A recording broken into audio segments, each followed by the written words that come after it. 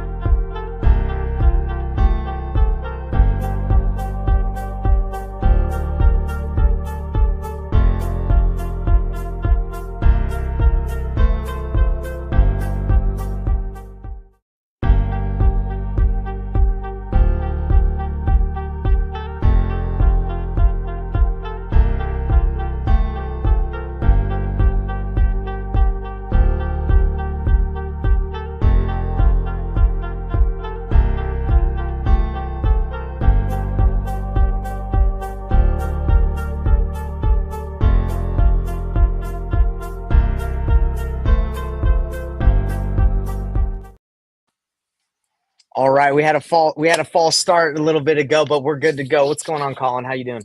Doing fantastic. How are you? Doing good, man. So we're diving into a problem that a lot of people have as they do the traditional wholesale model, and we're going to explain what that is. But the problem is today dealing with real estate agents that are tired of hearing the same old, right? They're probably tired of hearing, hey, let me understand the situation. Let me, you want to get as much information as you can from the agent so you can, make a good offer, but you almost feel, and we all feel that they just don't want to talk to us, right? That happens a lot, I'm Yep, assuming. pretty much. Um, so yeah, let's kind of dive deeper into that. So you're in a scenario. Tell everybody kind of the scenario you're facing, and then we're kind of gonna deep dive into seeing how we could make it better by making better offers or trying to get tighter with the agents. So yeah, kind of tell everybody what you're doing right now. So, um, doing agent outreach, trying to make contact with just agents in general, see if they have any pocket listings, see if they have anything that's been sitting for a while or something that is coming up that, you know, needs work, and trying to build a relationship, keep in touch. If they don't have anything, try and keep in touch with them regularly through automated messages, um, and get deals out. Right now we're having problems um, just getting agents that are motivated still to work with investors. Right, right, because they probably had all gotten lowballed. They probably all brought their offers to the sellers at this, like, with their specific deals, and the sellers are just sitting there and like, I'm not taking any lower, and they just sit there, right? Yep. um, or at least at the point where you're coming in to specific deals. Okay, so that's a scenario that you're facing. I'm trying to think if there's anything. Oh yeah, another issue you're having is when you do the process of reaching out to the agents, and then they get on the phone with you, you talk to them, you build a rapport, but then they just start sending you crap like Yep. MLS stuff. Hmm. They're not getting it in their head that you just want them to send you their pocket listings. They just send you a bunch of stuff from other Right. wholesalers, right? Right. Um, That's so the you biggest fake, thing, actually, is them sending me other wholesalers deals. That's the yeah, most common thing I'm getting. and then you're like, well, look, I'm scouring the MLS myself, and I already know about these deals, or I can get them. Like, there's really no value they're bringing to you by just sending you crap that's on the MLS, right? Correct. Okay. So let's address number one, the one of the issues, okay, and how we can overcome it, or at least do a better make better offers, right? So you have an agent that brings you a deal, and normally, good, thankfully you don't do this, but normally people just make an offer, and it's like a low offer, and that's it, right? They're just like, hey, this is my offer. Some people just send out letter of intents that are really low, and they think agents will call them back and be like, hey, I'll accept your offer. Doesn't that the bear doesn't work, okay? Yeah. Mhm. um but so that's usually what people do. Thank goodness you're not doing that. That is a big problem with traditional wholesaling is people just like make tons of offers that are lowball, hope someone calls back, and then they lock it up, don't have a buyer, and then they go find somebody. Don't do that. It's gonna be waste your time.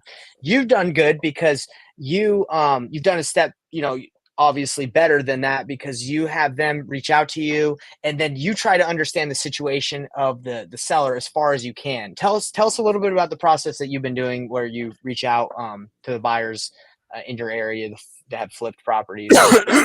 Explain Yeah. So explain that process.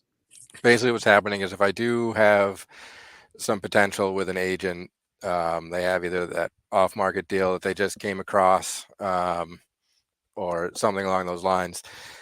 I'll get an idea of where the seller wants to be, and then um, before, or even if I can't get that information, I'll get as much information as I can from the agent, um, and then I will go use certain software, look up any kind of flips that have happened in the neighborhood or in the area or in that same general vicinity. Um, I used to try and find the rehabber or the flipper directly. Right. I found that when I call them just randomly like that, they tend to be caught off guard and uncomfortable with it. So now instead, I go find out who the agent was that sold that rehab, contact them, and just give them a general, hey, do you work with I start with asking if the flip they sold was theirs, if Yeah. they did the work, because I've run into that sometimes the agents did their own work. Um, or I'll ask them if they work with that investor regularly, things like that. And then um, they're very receptive. They're always on the hunt. So and Yeah. Yeah. contacts with multiple investors. So I'll get them the information that I have, and then they'll get back to me on where usually the number that they would want to be at, and I just haven't been able to make that work yet. But that's what I'm trying to. Perfect. So one thing I'm assuming you're doing this, but this is for people that are watching. When you're talking to that agent that has the listing that says like they're letting you know where their seller is, right? They're like they've been beat up so many times. They're like, dude, they're not going to accept lower than 110. Don't even Yeah. waste your time, right?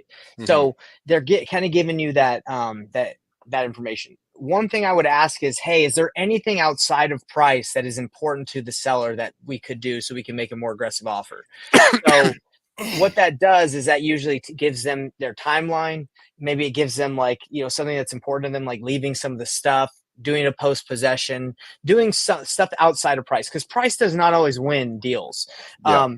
And, and this is an example. Like I just bought my house here. Most of the offers that are going out here in Canada are contingent, right? Like Mm, you can make an offer at asking, but you have to sell your house in order for that to work. And the person that's buying their house has to sell their house. So it's just like a web and a domino of like like if one person doesn't make it, like everybody falls, right? So it's very uncertain.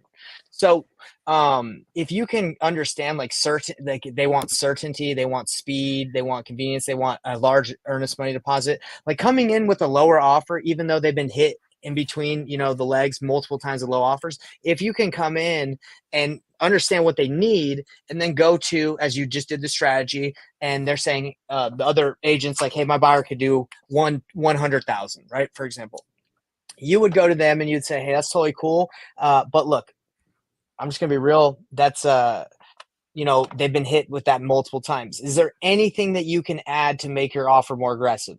A ton of earnest money down, like 50K, 100K, whatever. How soon does he even need a due diligence period? Can we close in like 3 days, 2 days? So something like very aggressive. So it's like might be the same offer, but it's hitting again because what happens with the agents on the MLS is like even if they've been hit with a low offer multiple times, like that new low offer, they're going to work with that new low offer versus like, let me call that person who lowballed me like 7 weeks ago. They're done with that person. They don't really think about that person that like was a while ago. Does that make sense? Like yep. they want to work with the person that's new just because it's in front of them. So those are the two things that I would add because I just bought a house and my offer was the lowest offer, but it was not contingent. It was very quick due diligence, a lot of earnest money down, non-refundable, and could close exactly on their timeline. And you know what the interesting thing is? sometimes a quick close is not what people want. Sometimes people want a long close. They want to have time to move out. They don't want to just have to be out in like 7 days. Right. Um, so that's why understanding what the seller needs is really important, because you can build something exactly to what their needs are.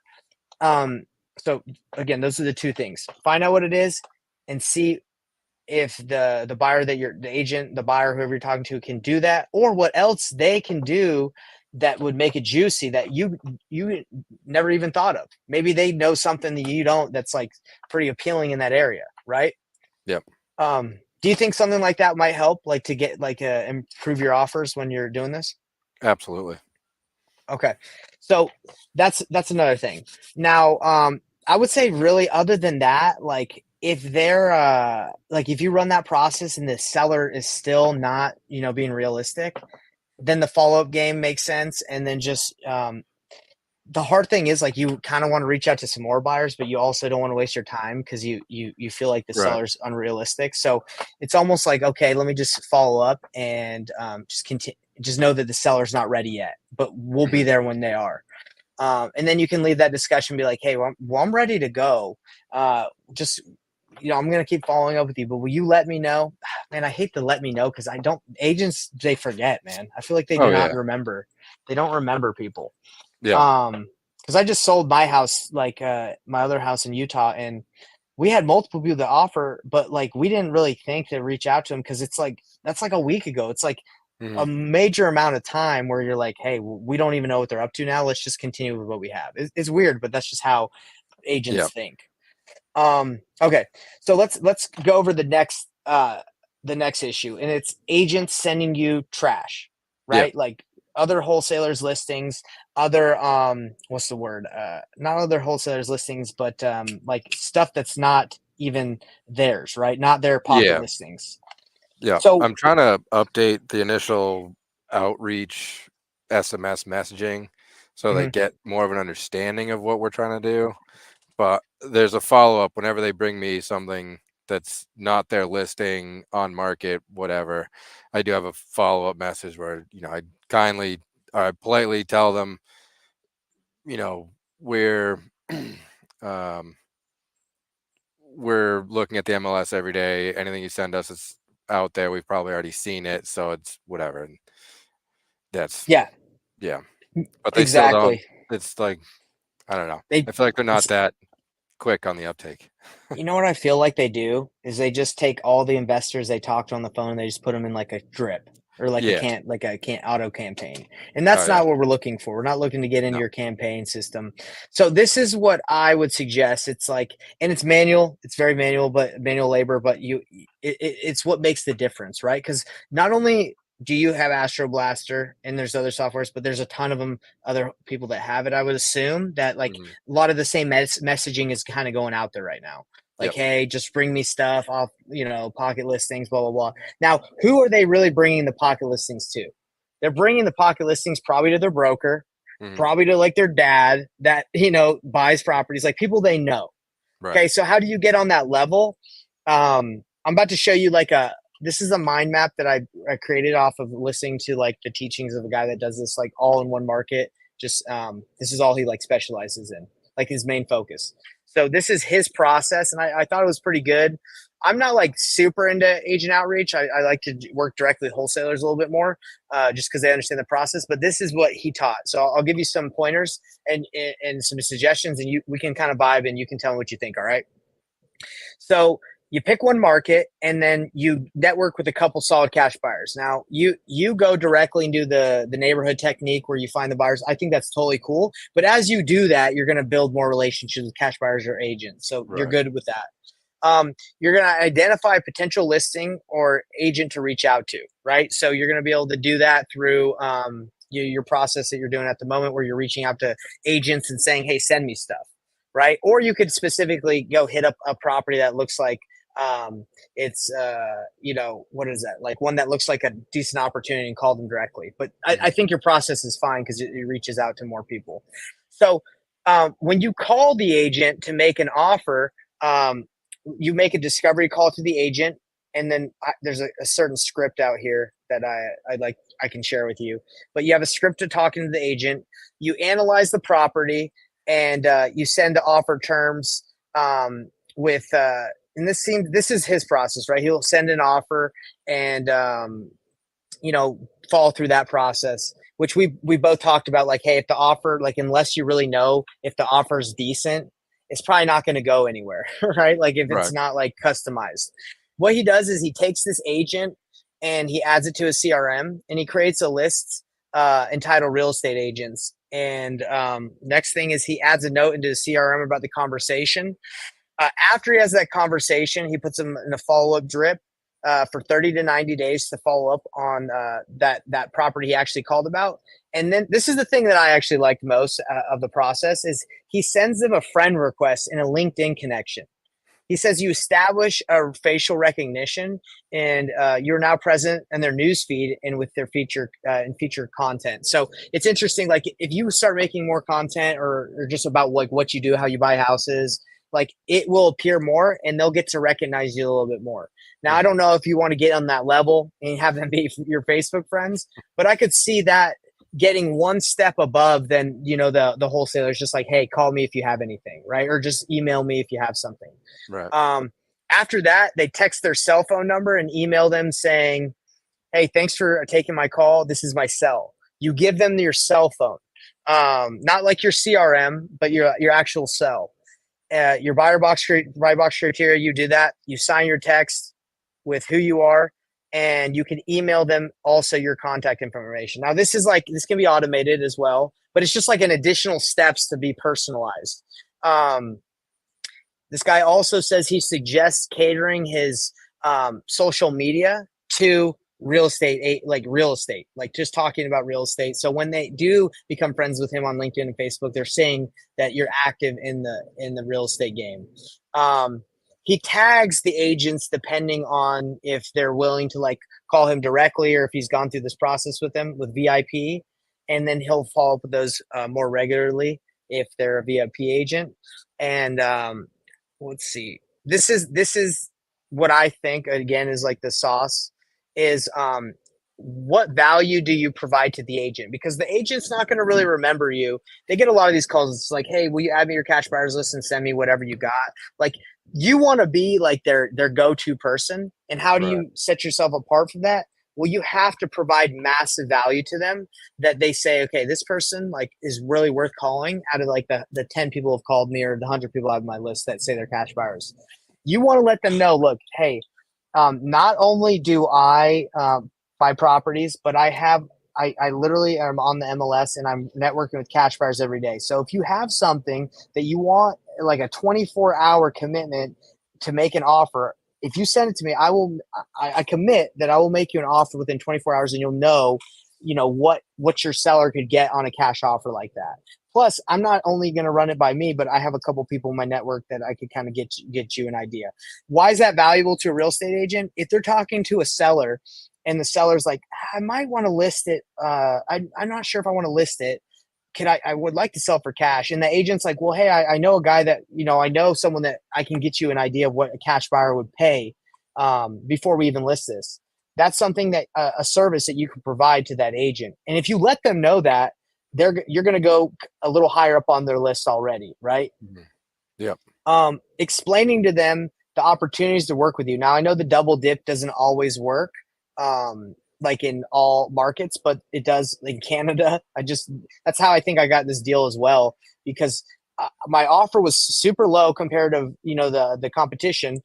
But I said, hey, I'm unrepresented. I let her know that. And I said, if you represent me, you can take my side of the commission. You can get paid on both sides, or you can just give the seller a discount. She didn't tell me what she was going to do, but it seemed like she was just going to take both sides of the commission. Now, if it's a flip, they get a triple dip, right? They represent, they make money for selling the property for the listing the property for their seller.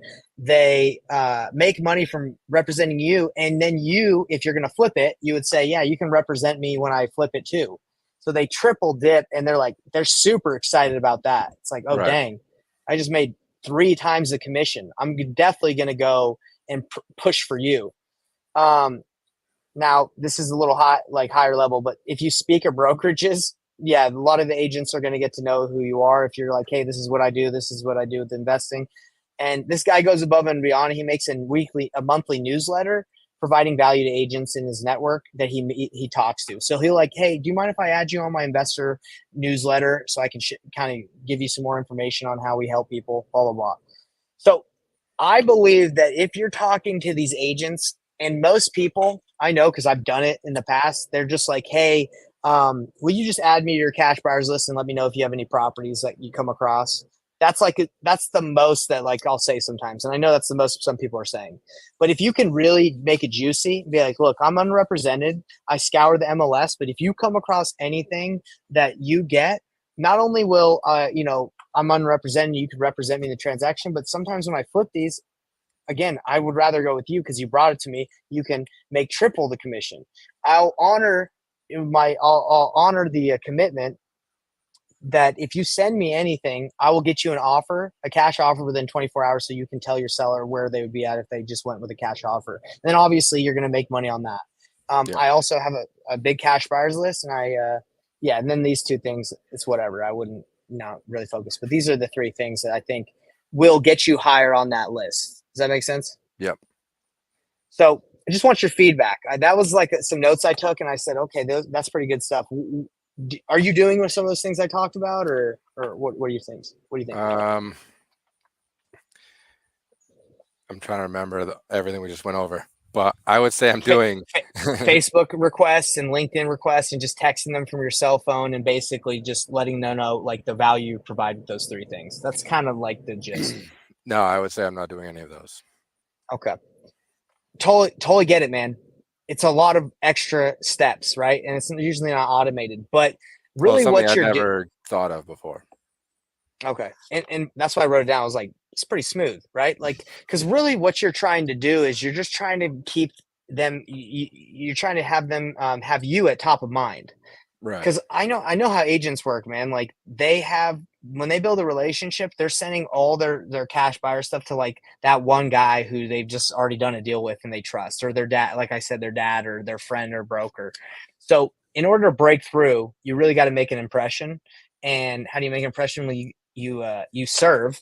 That's how you can like build relationships with people. Is you give, yeah, instead of just like, hey, just send me what you got. Like that's like a very it's not a very balanced relationship, right? If you just meet someone and you don't know them and you're like, hey, just send me what you got or send me your best deals, they're gonna put you in that drip. And that's all. That's Right. it. Yep. So yeah, I'd like for you to try that. Like as you go through this, you have this process. I think it's a solid process with the blaster thing you're using. It just needs Hmm. little tweaks to be set apart. Um, yeah. So let's just kind of review what we talked about first. First, we talked about making really finding out what would really tip the scales for the seller outside of price, and then finding out how aggressive those agents buyers can be with their offers, and seeing if that does anything, right? Hmm. And then it's going up off after you talk to these agents when you're doing the process. Facebook friend requests, make maybe a live once a week or make some content once a week talking about your business, like what you do. I think you got a cool story. You're in the camper, you're doing that, and you're investing. That's dope. I Yep. think a lot of people resonate with that, and so make some content around that. So when they see that page, they can check you out, and then explaining to the agent what makes you different than the 100 other cash buyers that they said Right. they would that they can buy their property. Just be like, hey, because isn't that super valuable? Like they're sitting in front of a ton of sellers, and seller. I know this conversation comes all the time. Like, what would it look like for a cash offer? And you're saying, hey, I can get you that info within 24 hours. I think they'll call you. Like they'll take you up on that. Yep. Cool, Awesome. cool, cool. Well, hey, that's why I wanted to get on the phone. Now I understand a little bit more about your process. I like it. I think it's good. Uh, just make those little tweaks and let's see if that you know it's that's the thing with like business. It's not usually like these. Hermosi calls it like little BBs, right? There, it's Yep. not just like one big giant quantum leap. It's usually like the little tiny things that make the big difference. Yep. So we can see how that goes. Cool, Yep. cool. Well, everybody that's been watching this, we just wanted to go live because this is a conversation, and I would say this is something that a lot of people are facing, me included, right? Like sometimes we just get in the rhythm of just being like, "Yeah, send me what you got," but it's a relationship game. It's not. It's quality, quality, quality over quantity. I know a lot of. I had a CRM that would just blast out letter of intents, and I sent out like thousands of them. Didn't get a single deal because that's just not how it works. Like No. people, an agent, even if an agent gets a low cash offer, they're just going to be like, well, I might as well just call John at my brokerage. He paid the same thing, and I know John, right? So that's kind of like what Yeah. they're doing um, with it. And we got Fod coming in. Thank you. Always giving extreme value. Thank you. I appreciate you. Anything you want to leave everybody off with, Colin? Anything you want to say? No, I'm good. All right. Well, let's get after it. I appreciate everybody that's watching it. And if you guys are out there doing the traditional wholesale model where you're just making low ball offers and hoping it works, 70% of ARV, and just hoping it like that's how you're going to get a deal, doesn't work. Okay. That's traditional wholesaling. You don't have a buyer. You just try low ball offers. And then when you get a deal, you just try to blast it out. Crap. Don't do it. We actually have a website called traditionalwholesalingsucks.com. Check it out because that's not what we're teaching you guys to do. That's not what works. What works is relationships, making bomb offers, and leveraging cash buyers to make the best offers as possible. And yeah, that's it. So we'll catch you guys in the next one. Thanks, Colin, for being on here, man. Appreciate it. Thank you.